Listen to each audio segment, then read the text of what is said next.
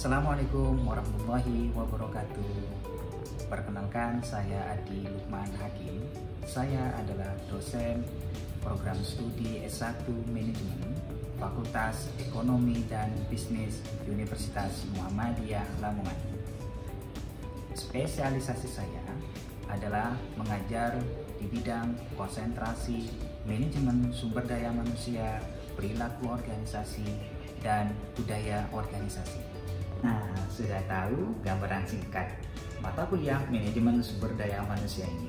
Selanjutnya, saya akan menjelaskan teknik pengajaran saya dengan menggunakan metode DIA, Delivery, Interaction, dan Assessment. Salah satu mata kuliah yang saya ampu yaitu manajemen sumber daya manusia dengan bobot 3 SKS. Sebelum saya menjelaskan lebih lanjut mengenai teknik pengajaran saya, terlebih dahulu saya akan menjelaskan deskripsi singkat luaran yang diharapkan dan mode pembelajaran pada kuliah manajemen sumber daya manusia. Manajemen sumber daya manusia merupakan mata kuliah yang hadir sebagai bentuk respon atas perkembangan manajemen sumber daya manusia dalam mengelola manajemen sumber daya manusia menjadi tantangan bagi siapa saja yang memiliki perusahaan. Tak sekedar hanya sebagai upgrading perangkat keras dan bahan mentah, elemen manusia perlu dikelola secara fleksibel dan juga unik. Manajemen sumber daya manusia masuk dan mengambil peran penting dalam hal ini. Manajemen sumber daya manusia dalam hal ini bukan cuma sekedar sebagai mesin saja, namun juga sebagai aset yang dimiliki oleh perusahaan. Harapannya, semakin baik perusahaan kinerja itu, maka semakin baik pula kinerja karyawan yang diberikan kepada perusahaan.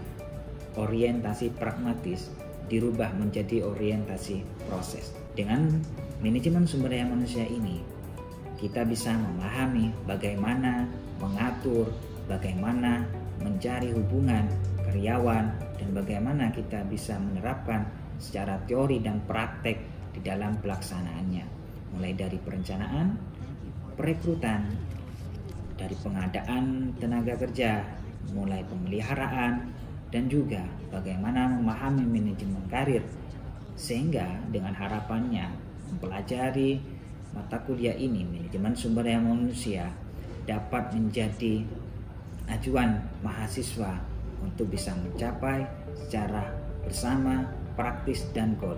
Maka mata kuliah dalam hal ini, manajemen sumber daya manusia, akan membahas manajemen sumber daya manusia yang berbasis kompetensi sebagai bentuk pengaruh performa perusahaan. Dengan mengikuti mata kuliah manajemen sumber daya manusia ini, mahasiswa diharapkan mampu memahami beberapa hal, diantaranya sebagai berikut. Pertama, kemampuan untuk memahami konsep dasar dalam aktivitas-aktivitas manajemen sumber daya manusia. Kedua, perencanaan strategi dan pengolahannya. Ketiga, menciptakan pengembangan manajemen sumber daya manusia yang unggul dan handal. Keempat, memahami topik-topik kontemporer seperti perampingan perusahaan atau pemeliharaan sumber daya manusia. Selanjutnya, memahami fungsi-fungsi operasional, manajemen, dan pengembangan sumber daya manusia. Untuk mencapai kemampuan tersebut, mahasiswa akan diberikan topik-topik selama 14 kali pertemuan dengan pertemuan direct interaction. Berikut topik-topik yang saya akan bahas. Pertama, lingkup manajemen sumber daya manusia.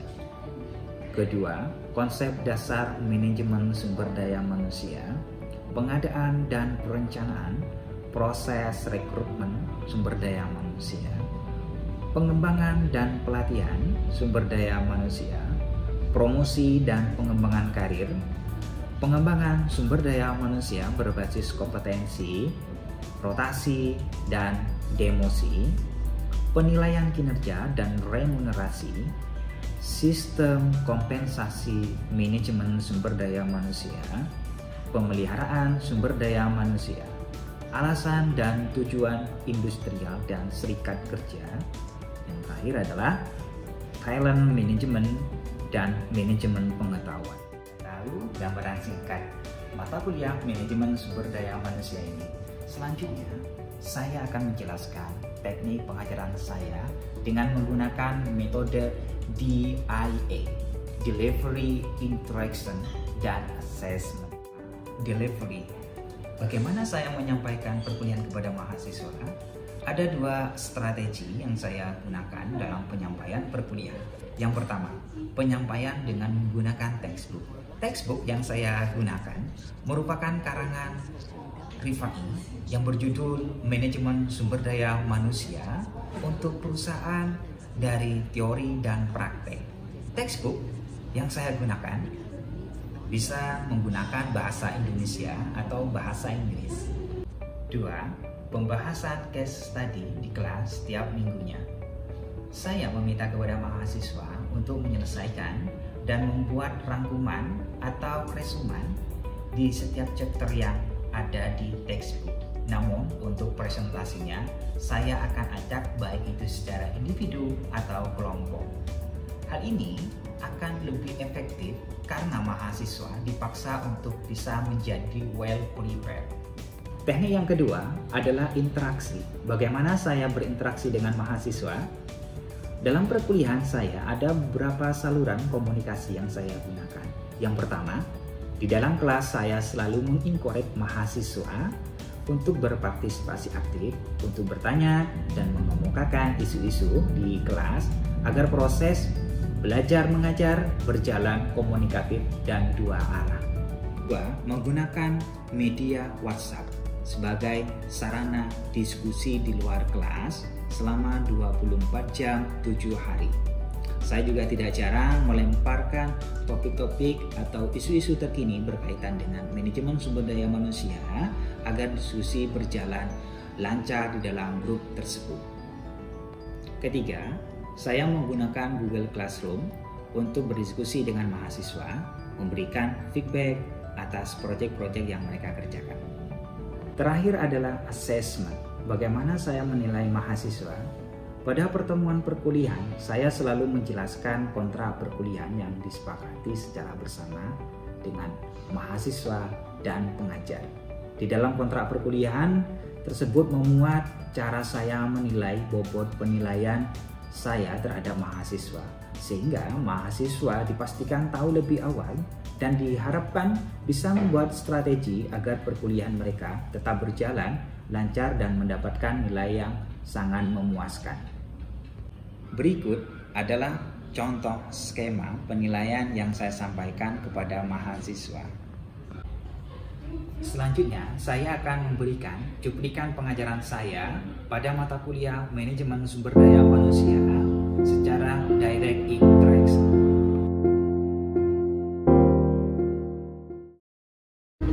Assalamualaikum warahmatullahi wabarakatuh. Bagaimana kabarnya hari ini? Hari ini pertemuan adalah manajemen sumber daya manusia berbasis kompetensi. Sebelum kita mulai perkuliahan manajemen sumber daya manusia ini, akan menanyakan terlebih dahulu perkuliahan minggu yang lalu terkait dengan pengembangan karir karyawan. Ada yang tahu terkait dengan pengembangan manajemen karir karyawan? Ya. Oke, silakan Mbak. Menurut saya itu sebuah aktivitas untuk melihat suatu organisasi telah mencapai desain dalam cara-cara efektif dan efisien. Oke. Mas Octavian? Menurut saya itu merupakan sebuah proses sistematis untuk membuat seluruh karyawan bisa satu langkah mencapai tujuan perusahaan yang berkelanjutan. Oke, jadi pengembangan karir itu adalah bagaimana sebuah perusahaan itu bisa memplan karyawan yang ada di tahapan, mulai dari tahapan agar karirnya karyawan itu semakin naik, ya, bukan seperti itu. Oke, kita lanjut ya. Hari ini sumber daya manusia berbasis kompetensi. Kita perhatikan ini ada strategi strategi berbasis kompetensi. Macam-macam kompetensi dalam mencapai sebuah strategi, yaitu manajemen berbasis kompetensi. Ada di sini yang kita kenal ya, tidak asing lagi ya sebelumnya, yaitu rekrutmen dan seleksi. Rekrutmen itu adalah rekrut dan seleksi. Seleksi dulu apa rekrutmen dulu? Seleksi. Nah, ini strategi. Ada yang langsung direkrut sebanyak mungkin. Misalkan perusahaan itu butuh 20 karyawan. Ya, berarti kalian harus merekrut sebanyak mungkin. Setelah lulus administrasi, maka kalian akan menyeleksi dari rekrutmen yang ada. Kemudian yang kedua ada training dan development. Training itu kan memberikan pelatihan agar apa? Apa lagi? Mengetahui kemampuan karyawan yang dimiliki oleh perusahaan lalu diberikan pengembangan. Ya, oke.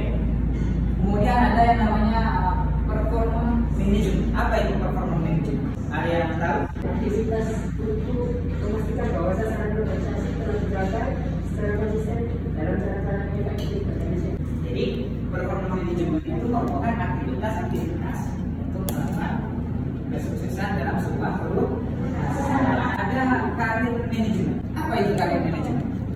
Pengembangan dalam diri karyawan. Misalnya dalam diri karyawan bisa dikembangkan melalui pengetahuannya, cara kinerjanya, dan perilaku dalam bekerja. Oke, ada lagi. Nah, oke, sekarang pada sana. Proses pengelolaan karir pegawai dan pengembangan ASDM. Oke, ada lagi. Ya, Proses peningkatan kemampuan kerja individu yang dicapai seperti melalui pelatihan dan pengembangan karyawan. Oke. Saya perencanaan yang terstruktur dan pilihan manajemen aktif dari karir profesionalnya itu sendiri, Pak. Oke, ada tambahan lagi? Ya. Tidak, saya tidak, Pak. Jadi langkah-langkah dalam mengembangkan karir, Pak. Langkah-langkah dalam mengembangkan karir. Jadi karir manajemen atau manajemen karir. Kalian ketika di sebuah perusahaan tentunya sudah mempunyai sebuah manajemen untuk bisa meningkatkan karirnya kalian. Maka perusahaan adalah bagaimana kinerja karyawan itu bisa meningkat dari waktu ke waktu. Maka diadakannya sebuah strategi manajemen karir. Karena tahapan-tahapan itu kalian bisa naik lebih jenjang yang lebih tinggi. Tidak menonton misalnya kalian saat ini kerja di bagian operasional.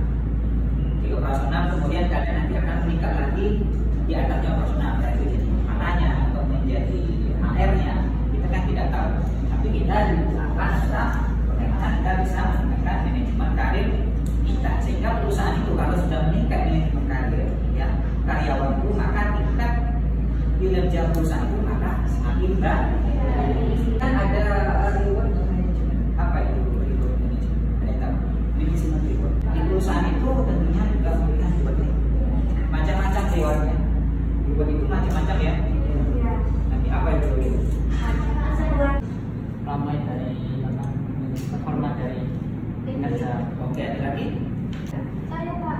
Oke. Suatu penghargaan yang diberikan dari atasan kepada karyawannya atas sebuah perilaku atau kegiatan yang telah dicapainya melebihi dari yang diinginkan dari perusahaan. Oke, tanggapan kinerja atau tanggapan karyawan yang mengharapkan sesuatu dari perusahaan. Nah, tugas perusahaan adalah bagaimana menciptakan sebuah reward management ya dalam pengaplikasiannya di sebuah perusahaan. Tentunya ini tidak mudah ya, karena reward ini harus diperhatikan mulai dari tahapan pertama, tahapan kedua, dan tahapan selanjutnya.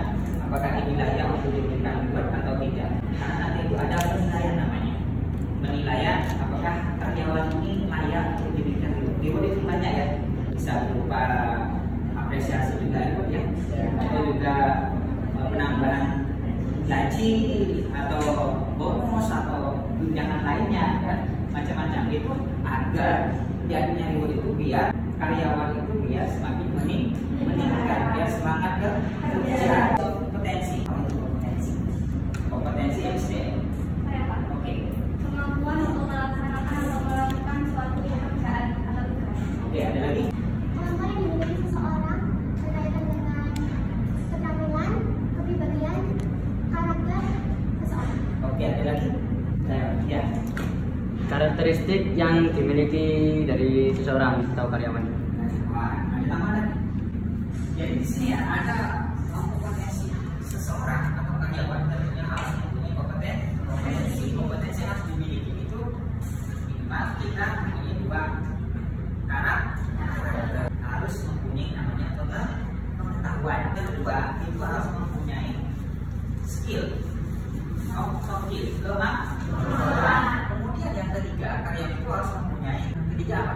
Ya, attitude. Harus yang pertama yaitu mempunyai skill atau kemampuan. Kemudian yang ketiga adalah attitude ya. Oke, jadi 3 ini ya itu akan mencakup sebuah SDM yang Nah, untuk mencapai ketiga-tiganya ini berarti kalian harus juga belajar dari USK sehingga kalian nanti ini ketika keluar dari Universitas Muhammadiyah Lamongan ini sudah belajar bagaimana di perusahaan statistiknya, kemudian bagaimana memahami proses manajemen sumber daya manusianya, apa yang harus kita lakukan. Maka yang harus kita lakukan adalah kita harus paham yang namanya pengetahuan skill ya. Perlu ya skill ini lama-lama kita akan tinggal ya. Oke, kemudian yang kedua adalah job kerja. Kita harus selalu menikmati kerjanya kita dari waktu ke waktu. Pekerjaan kita meskipun itu menonton, kita juga perlu yang namanya tingkatan kerja.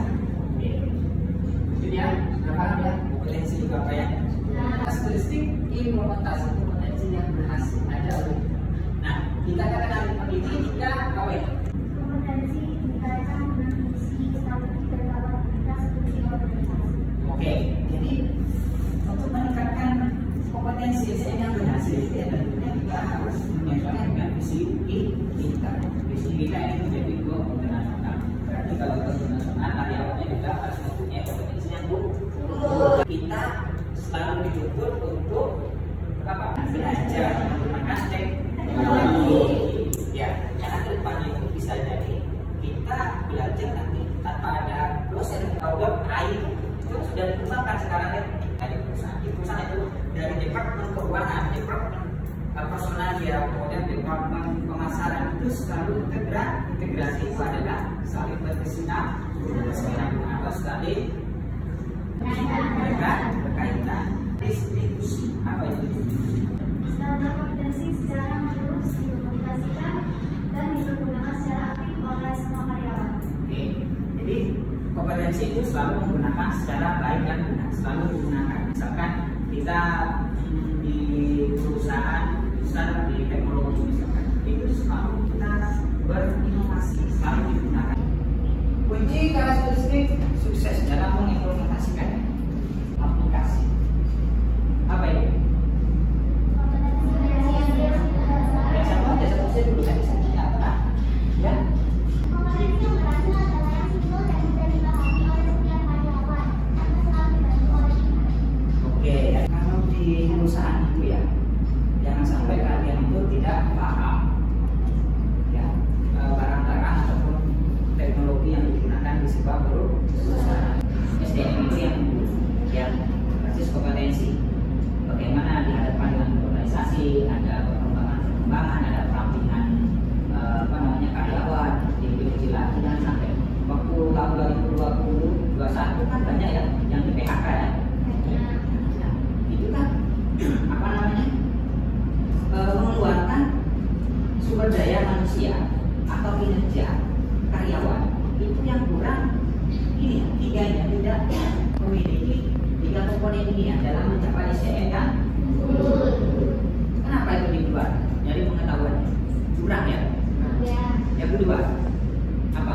Beda skill kurang ya. Jika kalian itu ada sebagai GM ataupun pemilik perusahaan, kalau karyawan ada seperti itu, apa yang kalian lakukan? Ya. Mungkin memberikan pelatihan kepada karyawan yang masih kurang dalam skillnya. Oke. Jadi yang pertama yang oleh perusahaan adalah kita training dulu. Di training lah, karena ya. Nah kalau sampai kita itu diberikan yang belum yang masih bawah, kita tidak bisa mengatasi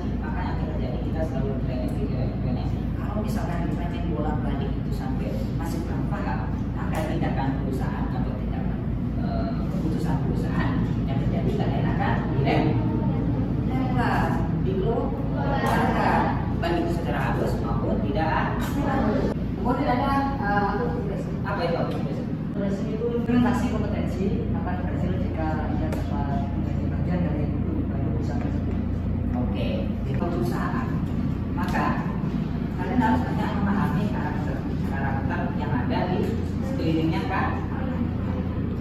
Langkah selanjutnya adalah perusahaan harus menilai karakter dari masing-masing budaya yang ada di perusahaan. Jangan sampai kita itu tidak tahu karakter masing-masing karyawan. Kalau kita itu tidak tahu ya menempatkan karyawan pada tempatnya, atau ini seharusnya bukan pada tempatnya, tapi kita memberikan training, kemudian kita memberikan ke tempatnya. Jangan sampai nantinya yang seharusnya kita goal atau yang diinginkan oleh perusahaan itu, maka yang terjadi perusahaan itu nanti tidak mencapai sebuah hasil sekedar apa? Ya, kompetensi based training strategy. Ini gambaran kompetensi ya. Jika kompetensi sumber daya manusia itu, maka akan dilihat yang pertama ini nanti. Kemudian kedua, ketiga, sini sampai yang terakhir ada assessment penilaian. Sebelum assessment penilaian, tentunya kita harus melihat kompetensi sumber daya manusia kembali. Kemudian di sini ada kompetensi gap. Tahu gap? Gap itu kesenjangan adalah itu sebuah masalah atau fenomena yang dihadapi baru perusahaan pertama pada bidang kerja. Ketika sudah ada ketemu di kompetensi ini, maka di sini adalah si karyawan ini saat ini harus ngapain. Kita kan sudah tahu saat ini kerja dalam bagian divisi manajemen sumber daya manusia atau di bagian personalia ya. Ketemu nih kasusnya seperti apa, kenapa kok bagian personalia itu tidak berkembang besar dari waktu ke waktu, kok lebih maju daripada departemen yang lainnya, kenapa kok di sini ini kok tidak selalu maju gitu ya, hanya stagnan di situ aja ya. Maka perusahaan kan berpikir keras ya, kita akan cek dulu, cross check di sini ada masalah apa, sampai tidak maju ya. Apa training, apa pengembangan. Kemudian yang terakhir ada akses.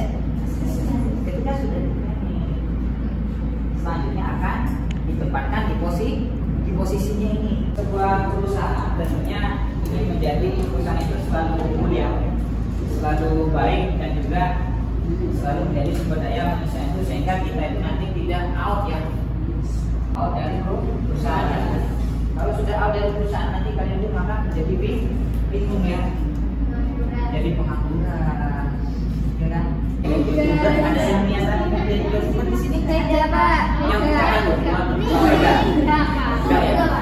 nomor juga. Niko, Pak, jadi YouTuber. Ya, ada manajer ya. Manajer itu kerjanya bukan cuma kerja buat dirinya sendiri, tapi mereka juga prospek bawahannya, prospek karyawan yang lain, tugas-tugasnya harus ngapain. Ada pertanyaan? MSD.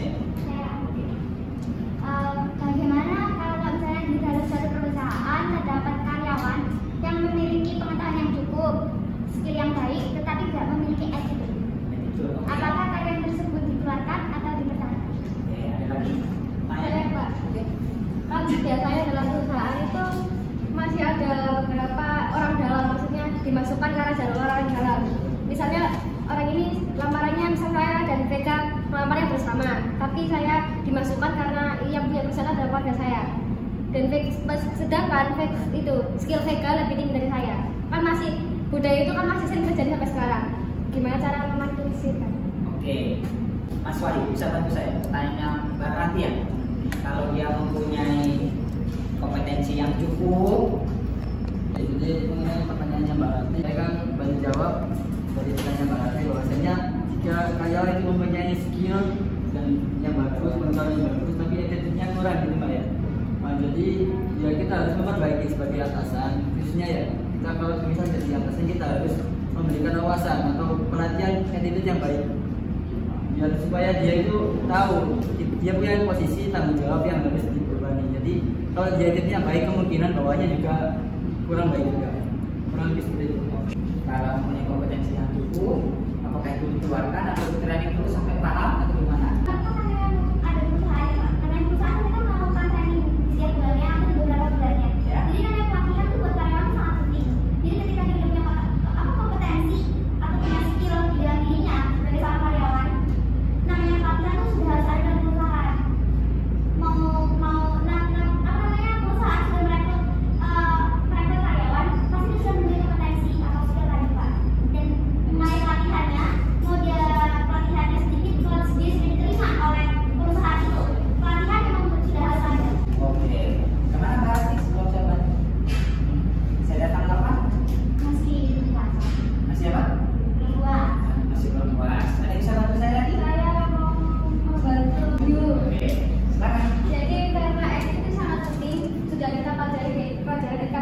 Gunanya itu adalah yang pertama, perusahaan tidak akan berjalan dengan lancar kalau attitude kita jelek.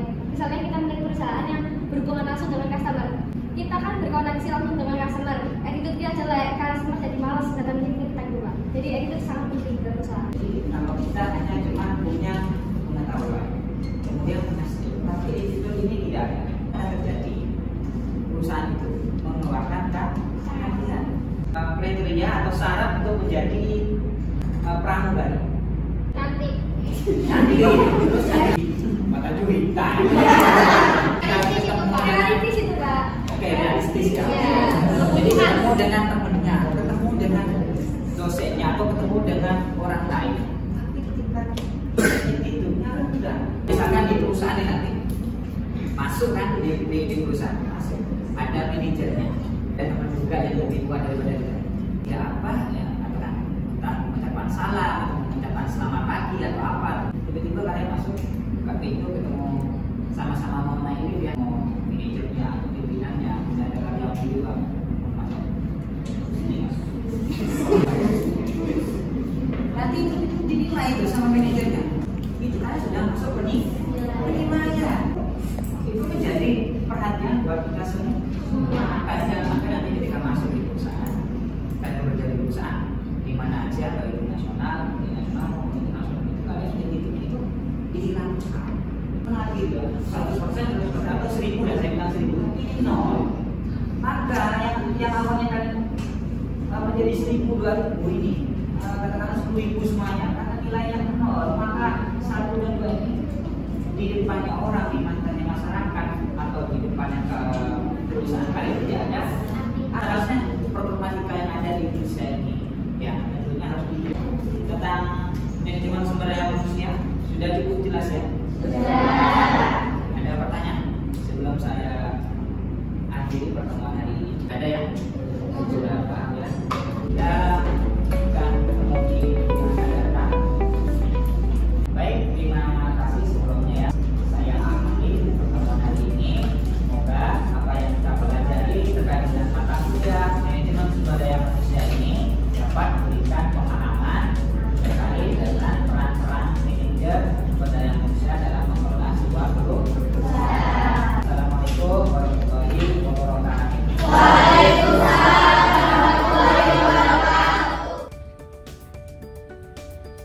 Nah, itu tadi cara saya memberikan pengajaran di bidang pendidikan kepada mahasiswa secara direct interaction.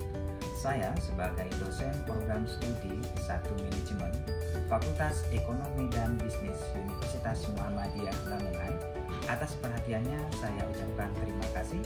Saya Adi Lukman Hakim pamit undur diri. Semoga video ini bermanfaat. Terima kasih. Wassalamualaikum warahmatullahi wabarakatuh.